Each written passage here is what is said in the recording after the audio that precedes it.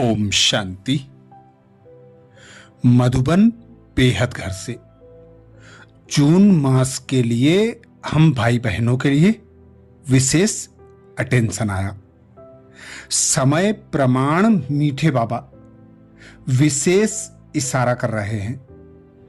बच्चे अब स्थूल कर्म योगी की स्टेज में परिवर्तन करो। आप सिर्फ कर्म करने वाले नहीं हो, कर्म योगी हो। इसके लिए हर कर्म में सदा निमित्त मात्र का मंत्र व करणहार की स्मृति का संकल्प याद रहे। करावनहार भूले नहीं। इससे सदा निर्माण और निर्माण ही करते रहेंगे। कोई भी कार्य करते यही स्मृति रहे कि यह कार्य ईश्वरीय सेवार्थ है। तो हल्के बन खुशी खुशी से कर्म करने से कर्म योगी सहज योगी स्वतः बन जाएंगे। वैसे भी जून मास विशेष पुरुषार्थ का मास होता है। इस मास मम्मा के अव्यक्त होने का मास है। इस मास विशेष जो भाई बहन तीव्र पुरुषार्थ करते हैं उन्हें 3 प्रकार की मदद स्वतः प्राप्त होती है। एक बाबा की मदद, दूसरी दादा की मदद और तीसरी मम्मा की विशेष मदद। इस मास में विशेष मधुबन घर से भी अटेंशन आया। कर्म योगी बनो, जिसके लिए बाबा इशारा देते। कर्म योगी अर्थात कर्म योग युक्त, युक्ति युक्त, शक्ति युक्त हो।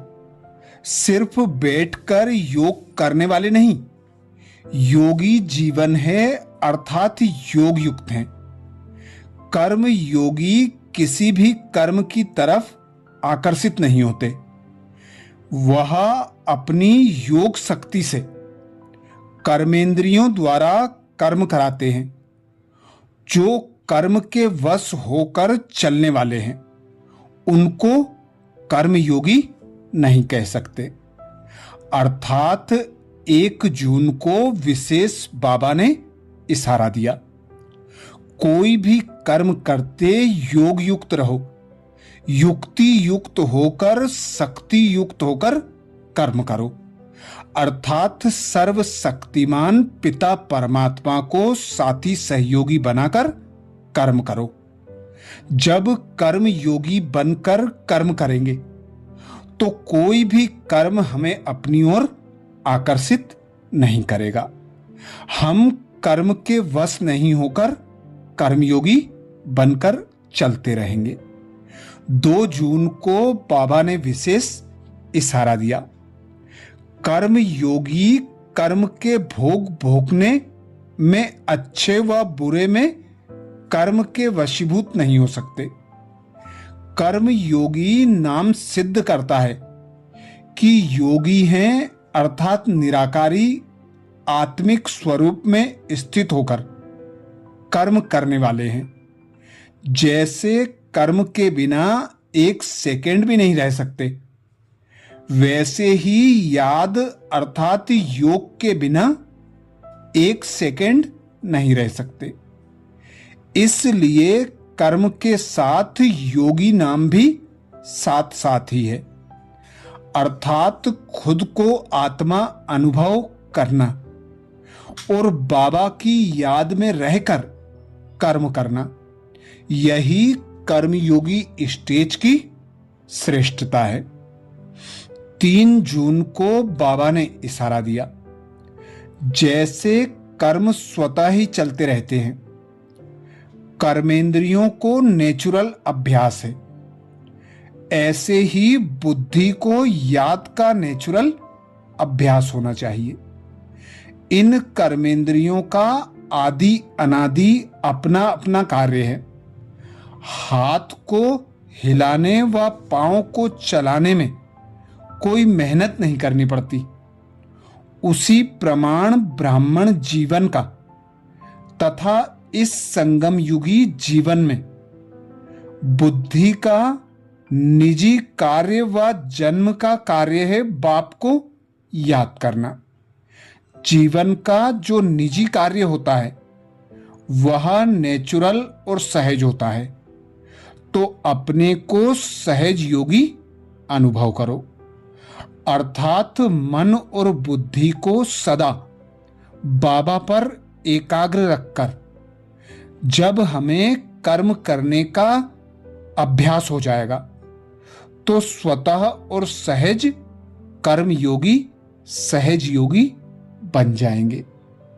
4 जून को बाबा ने इशारा दिया, याद की विधि और धन की वृद्धि दोनों साथ साथ हो तब कहेंगे कर्मयोगी। धन की वृद्धि के पीछे विधि को छोड़ नहीं देना। लौकिक स्थूल कर्म कर्म योगी की स्टेज में परिवर्तन करो। सिर्फ कर्म करने वाले नहीं, लेकिन कर्मयोगी। ईश्वरीय सेवा में सदा निमित्त मात्र का मंत्र व करणहार की स्मृति का संकल्प रहे। करावनहार भूले नहीं। यही कर्मयोगी स्टेज है। इससे सदा निर्माण ही निर्माण करते रहेंगे, अर्थात जितना मन और बुद्धि को बाबा पर एकाग्र करेंगे, बाबा की याद में रहकर कर्म करेंगे, तो कर्म विधि पूर्वक होगा, सफलता स्वतः और सहज प्राप्त होगी। जब निमित्त मात्र का मंत्र याद रहेगा, करणहार की स्मृति रहेगी, तो स्वतः और सहज कर्म योगी की स्टेज बन जाएगी। 5 जून को बाबा ने इशारा दिया, कर्म अर्थात व्यवहार, योग अर्थात परमार्थ, परमार्थ अर्थात परम पिता की सेवा अर्थ, तो व्यवहार और परमार्थ दोनों साथ रहे। इसको कहा जाता है श्रीमत पर चलने वाले कर्मयोगी। मैं सिर्फ व्यवहारी नहीं, लेकिन व्यवहारी और परमार्थी, अर्थात जो कर रहा हूं वह ईश्वरीय सेवा अर्थ कर रहा हूं।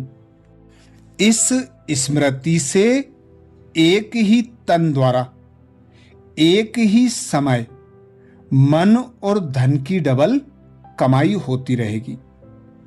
6 जून को बाबा ने इशारा दिया, जैसे निमित्त बनी हुई आत्माओं को कर्म करते हुए देखते हो, कैसे हल्के बन खुशी खुशी से कर्म करते हैं।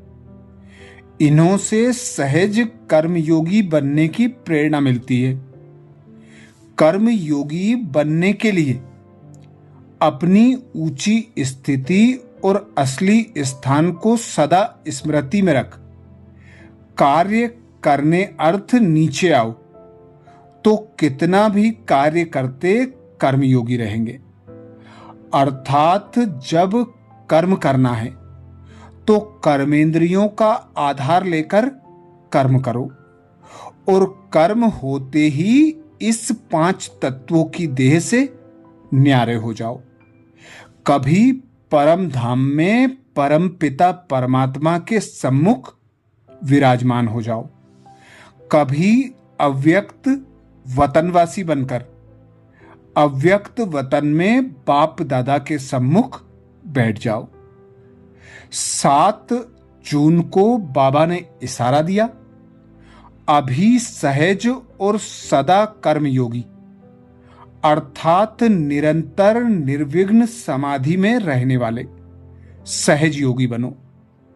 जो सदा कर्मयोगी रहते हैं वह सदाचारी रहते हैं। जैसे धर्म और कर्म दोनों अलग नहीं रह सकते, कोई भी कर्म करते हुए धर्म अर्थात धारणा भी संपूर्ण हो।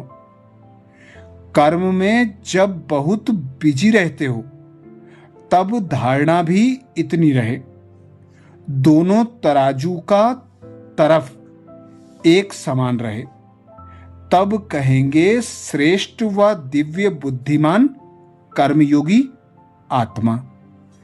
अर्थात कोई भी कर्म करते बाबा की याद रहे, बाबा की श्रीमत याद रहे, श्रीमत अनुसार जो कर्म होगा तो वह स्वतः और सहज श्रेष्ठ होगा।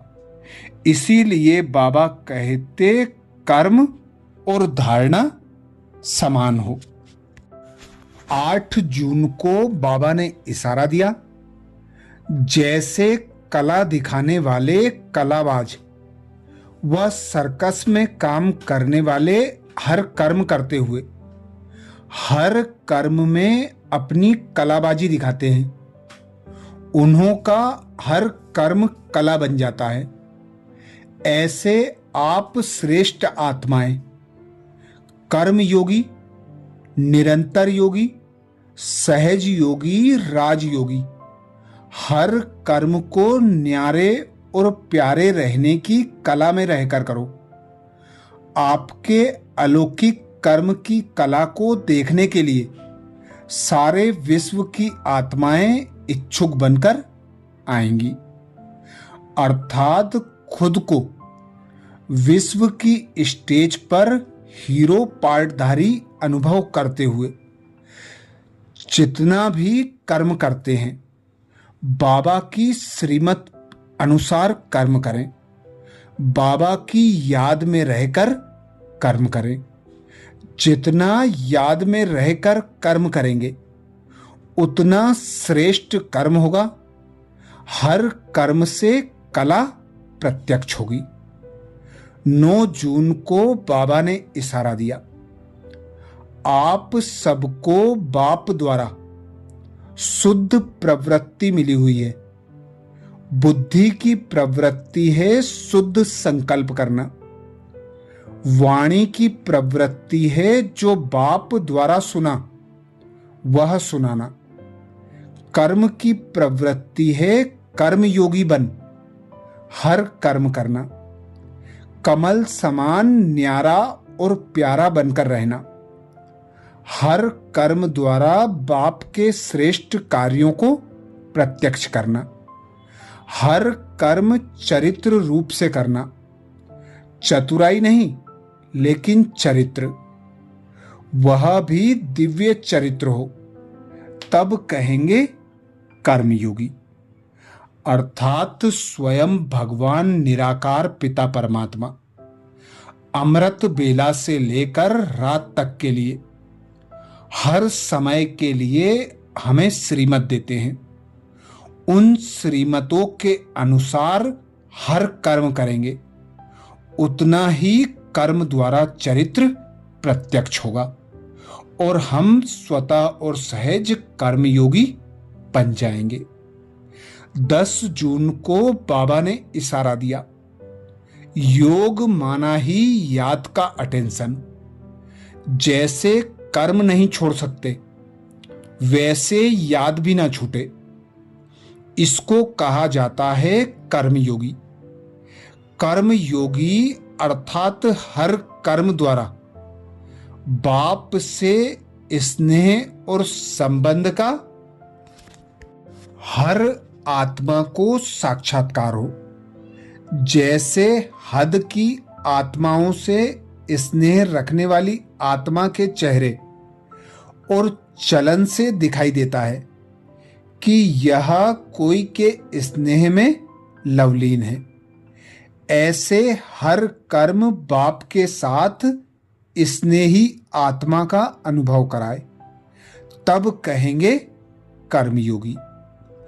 अर्थात बाबा इशारा देते कि कोई भी कर्म करते योग युक्त होकर कर्म करना, किसी के कर्म व विशेषताओं पर आकर्षित नहीं होना, सदा स्मृति पक्की रखना कि करावनहार कराने वाला पिता परमात्मा करा रहा है, हम करनहार निमित्त होकर कर्म कर रहे हैं, तो कर्म योगी स्टेज स्वतः और सहज बन जाएगी। अच्छा, ये थे विशेष 1 जून से 10 जून तक के लिए बाबा के इशारे। 11 जून से 20 जून तक के लिए अगले वीडियो में फिर मिलेंगे। ओम शांति।